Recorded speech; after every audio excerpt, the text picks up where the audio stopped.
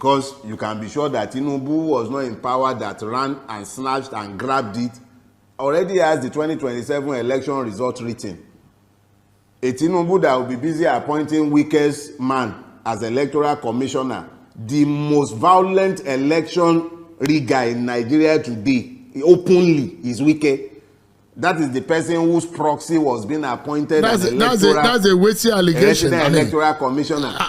That's a weighty allegation. I said it because he's on video. Now I beg she will stop being politically correct. There are multiple videos and audios of Wike enforcing his political will in Rivers State over and above the sovereign will of the people of that state. Violently too. So this is not, please, I don't do beer parlor talk. No, because and when you need to balance things, you can. Are you suggesting? Okay, so let's turn it into an argument. I am saying here, my name remains Dele Farotimi, and I am saying that there are more than enough material online showing Wike violently suppressing the right of the people of Rivers State to elect their chosen representatives.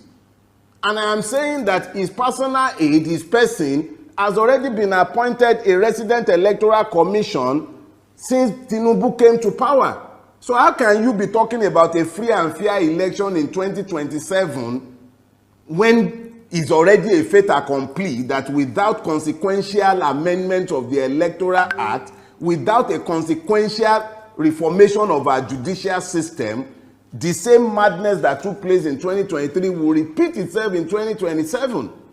If we do not tell ourselves these basic truths ahead of time, how can we even hope that anything will change?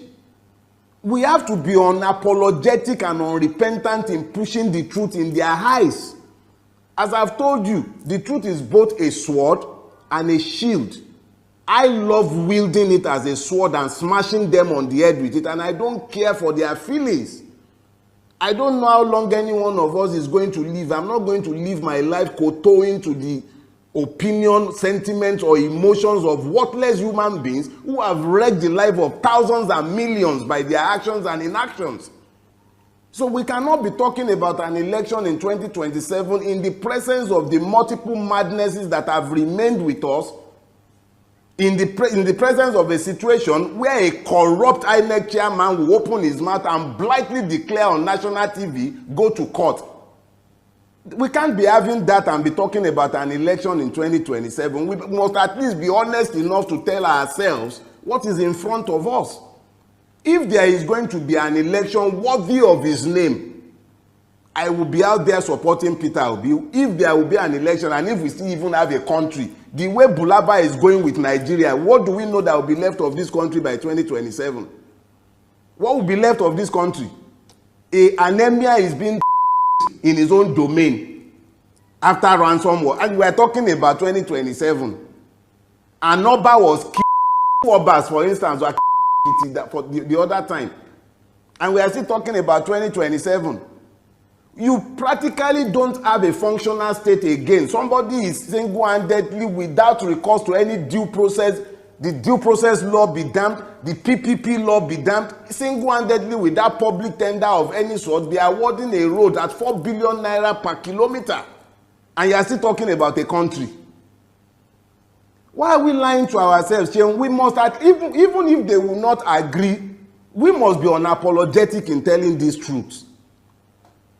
Whether we would have a country in 2027 is up in the air. Hunger has become a real issue. So, I mean, the government of the day will say, Mr. Farotimi, that they are making... Which government? The government that cannot even ensure that we have fuel. Which government? Do you have government? You have exploiters, buccaneers, thieves. But, I mean, which government? The government of the day will say they are making efforts in fixing the problem that they met on the ground. It's still early in the day. Okay, they just have about a year. I'm Chinese too. I'm Chinese and I'm 6'7". Do you believe me? The government of the day has said they are making effort. We see the effort now. They are making effort. They are buying private jet. They are buying yachts. They are spending 21 billion to renovate. They are spending 90-something billion on Hajj. Is that the? And then they are falsely and fraudulently implementing Orosanye report. They are busy privatizing NNPC.